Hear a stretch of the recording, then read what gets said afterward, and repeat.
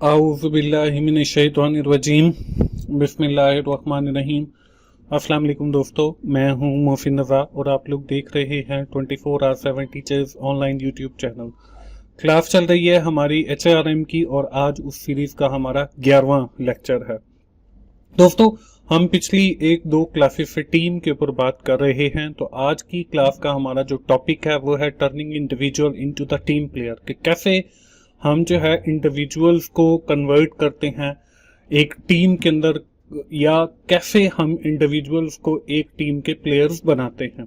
तो आज की क्लास शुरू करने से पहले एक बार हम क्विकली रिव्यू करेंगे अपनी पिछली क्लास का। पिछली क्लास हमारी टीम से शुरू हुई थी।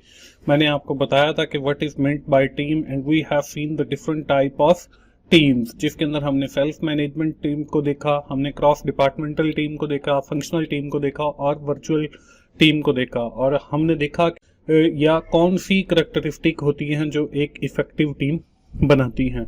तो आज की क्लास भी हमारी उसी की कंटिन्यूएशन है और आज की क्लास में हम बात करने वाले हैं टीम के हवाले से, और हम देखेंगे कि कैसे हम इंडिविजुअल को टीम प्लेयर के अंदर कन्वर्ट करते हैं या टीम प्लेयर का हिस्सा बनाते हैं, और कौन कौन से चैलेंजेस होते हैं in creating the team player, और देखेंगे कि कौन कौन से रोल होते हैं वो जो टीम मेंबर हैं वो प्ले करते हैं। तो चलिए दोस्तों, हम आज की क्लास शुरू करते हैं। और first of all we have seen कि how we turn into individual into the team player. Productive team required careful selection, training and management.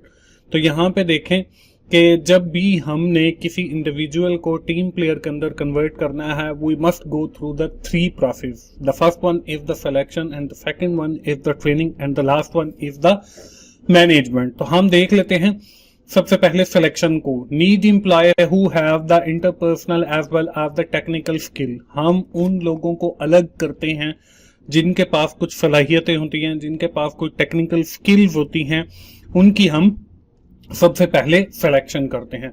उसके बाद जो सेकंड स्टेप आता है वो आता है ट्रेनिंग का। Workshop on problem solving, communication, negotiation, conflict management and coaching skill.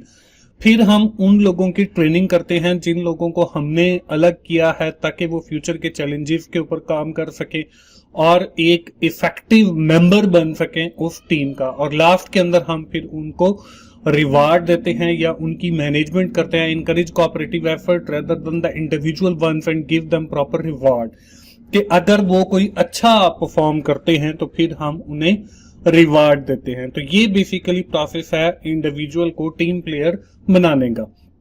इसके बाद जब हम टीम प्लेयर बना लेते हैं तो कुछ चैलेंजेस का हमें सामना करना पड़ता है। वो हम चैलेंजेस को देख लेते हैं कि जब हम टीम बना रहे होते हैं तो हमें किन किन चैलेंजेस से गुजरना पड़ सकता है। Although there are some challenges that unique to each industry और field, some common team work challenges are.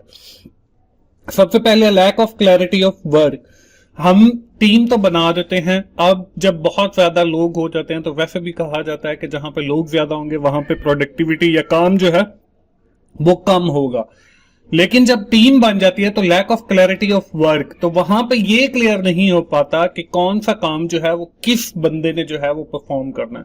For example, हम एक 12 लोगों की टीम देखते हैं, हम उन्हें कुछ टास्क असाइन करते हैं, तो हर बंदा जो है वो ये कहेगा कि ये जी उसका काम है, ये जी उसका काम है।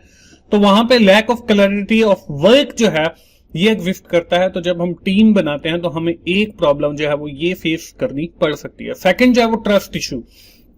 Establishing trust between the co-workers is in, के लोगों के दरमियान जो है वो ट्रस्ट का एलिमेंट भी होना चाहिए when they are working together. जब लोग इकट्ठे काम कर रहे हैं, अगर एक दूसरे के ऊपर ट्रस्ट नहीं है तो फिर वो टीम जो है वो कामयाब नहीं हो सकती। इसके बाद जो थर्ड एलिमेंट है वो personal conflict. Individual have their own preferences and personalities, in some they can lead to disagree, it will create conflict. कि लोगों की कुछ अपनी पर्सनल लाइक्स और डिसलाइक्स भी होती हैं। अगर एक बंदा जो है वो स्मोकिंग उसके लिए जो है वो लाइक करता है तो दूसरे बंदे को हो सकता है कोई हेल्थ इशू हो। तो जब ये पर्सनल लाइक्स और डिसलाइक आते हैं तो टीम के दरमियान कॉन्फ्लिक्ट्स भी फिर अराइज करते हैं। तो ये भी एक बड़ा चैलेंज है। इसके बाद जो अगला चैलेंज है हमारे पास वो है lack of communication. Some time जो है कंपनी उनको जो टीम है उसको प्रॉपर इंफॉर्मेशन कम्युनिकेट नहीं कर पाती, जिसकी वजह से जो है वो टीम इफेक्टिव तौर पे काम नहीं कर सकती। तो लैक ऑफ कम्युनिकेशन जो है ये भी एक बिग चैलेंज है फॉर टीम प्लेयर जब हम क्रिएट कर रहे होते हैं टीम को। इसके बाद जो अगला है reduce engagement help employee to increase both the quantity and quality of output. कि अगर टीम आपकी इंगेज नहीं होगी, कि एक का मुंह जो है वो मशरिक की तरफ है, दूसरे प्लेयर का जो है वो मगरिब की तरफ है, तो उनकी फिर जो क्वांटिटी है और क्वालिटी है, या जो उनकी आउटपुट है, या जो उनकी प्रोडक्टिविटी है, वो जो है बजाय इंक्रीज करने के वो डिक्रीज होगी अगर लोग जो है वो प्रॉपरली इंगेज नहीं होंगे। उसके बाद आगे जो है वो है lack of self awareness. An individual who have proper self awareness may cause problem within your team. Lack of self awareness can trigger many conflict. लोगों को कुछ जो है वो अपने बारे में भी कुछ अवेयरनेस नहीं होती, वो सेल्फ जो है वो पुअरली अवेयरनेस होते हैं, वो चीजों को ठीक से सॉल्व नहीं कर पाते। तो जब सेल्फ अवेयरनेस का इशू क्रिएट कर सकता है। तो ये चैलेंजेस हैं कुछ 6 जो मैंने आपके साथ डिस्कस किए when we are creating the team player. तो इसके अलावा भी हो सकते हैं, आप इसके अलावा भी लिख सकते हैं। तो ये कुछ कॉमन थे जो हर इंडस्ट्री के अंदर, हर जो आपकी कंपनी है उसके अंदर एग्जिस्ट, ये कुछ कॉमन चैलेंजेस थे। इसके बाद हमारी टीम जो है वो क्रिएट हो गई। अब ये टीम जो है वो परफॉर्म क्या करेगी, तो अगली स्लाइड पे हम देखते हैं कि कौन से ऐसे रोल हैं जो टीम प्लेयर जो है वो परफॉर्म करेंगे। तो हमारे पास जो सबसे पहला रोल है वो है लीडर का। The leader provide direction to the team, vision to the team, motivation to the team and establish ground rules for working with each other। के लीडर जो है वो टीम को डायरेक्शन प्रोवाइड करेगा, वो टीम को विजन प्रोवाइड करेगा, लोगों को मोटिवेट करेगा कि you must have achieve this objective, कि आपने ये ऑब्जेक्टिव जो है वो अचीव करना है। इसके बाद जो सेकंड आता है वो आता है फैसिलिटेटर। अब टीम मेंबर के अंदर जो सेकंड रोल है वो फैसिलिटेटर का होता है। The facilitator help the team make the decision and also help the team to understand objective and support the team and how to achieve this objective. कि facilitator जो है, अब लीडर ने तो हमें डायरेक्शन दे दी, मोटिवेट भी कर दिया, तो फैसिलिटेटर जो है वो उन्हें गाइड करेगा कि कैसे आपने ऑब्जेक्टिव को अचीव करना है और किन ऑब्जेक्टिव को जो है आपने अचीव करना है, और वो उन्हें फैसिलिटेट करेगा, मींस टू से कि उन्हें रिसोर्सेज प्रोवाइड करेगा। इसके बाद जो थर्ड है वो है इनिशिएटर। अब initiator contribute ideas and suggestion for resolving problem within the group or team. They listen closely to what other team members face and use the information they gather to propose alternative solutions। अब ये initiator क्या करता है, ये देखता है कि अगर उस टीम के अंदर कोई प्रॉब्लम एग्जिस्ट करता है तो वो उन्हें बताएगा कि इस प्रॉब्लम को कैसे रिजॉल्व किया जा सकता है, कहां पे वो डिफरेंट न्यू आइडियाज देगा, वो आपको अपनी सजेशंस देगा और डिफरेंट अल्टरनेटिव सॉल्यूशन आपको बताएगा कि आप इन तरीकों से इस मसले को सॉर्ट आउट कर सकते हैं। इसके बाद जो नेक्स्ट है वो है कोच। अब कोच क्या करता है, coach provide their team member with individualised support through a project. They have extensive understanding of each of the role of the task they need to accomplish and they assist other team member by helping them overcome obstacles। कि ये जो है ये team के हर जो member है इसको individually support करेगा, अगर उसको कोई प्रॉब्लम है तो वो उसको रिजॉल्व करेगा, उन्हें बताएगा कि कैसे आपने जो है टास्क को अचीव करना है, कैसे आपने कंपनी के ऑब्जेक्टिव को अचीव करना है। अगर इसके दरमियान कोई आपको हर्डल आती है, रुकावट आती है, तो आपने उस पर कैसे ओवरकम यानी उस पर कैसे काबू करना है। तो ये कुछ 4 प्लेयर हैं जो टीम के अंदर रोल परफॉर्म करते हैं। इसके बाद कुछ और हैं, वो भी हम अगली स्लाइड पे लगे हैं तो देख लेते हैं। उसमें जो है वो आर्बिट्रेटर है। एज द नेम सजेस्ट के आर्बिट्रेटर जो है वो आपकी जो 2 लोगों के दरमियान कॉन्फ्लिक्ट अराइज हुए हैं उनको रिजॉल्व करेगा। तो arbitrator function primarily as observer. They monitor interaction and progress within the group और team and may attempt to prevent the conflict if they sense and misunderstanding. They offer clarify both side for the team member involved। कि ये सिर्फ एक side को नहीं बल्कि दोनों side को देखेगा दोनों टीम मेंबर्स को देखेगा, अगर उनके दरमियान कोई मिसअंडरस्टैंडिंग है, कोई मिसकंफ्यूजन है या कोई कंफ्लिक्ट है, तो वो उसको रिजॉल्व करने की कोशिश करेगा। इसके बाद जो नेक्स्ट है वो है note taker. Note taker critical role in recording team meetings and maintaining documentation of group activities. They maintain, record data, updates, changes and other important ideas and decisions. Then they organize the meeting minutes and distribute them into the team member. अब note taker जो है वो सारी चीजों को note करेगा।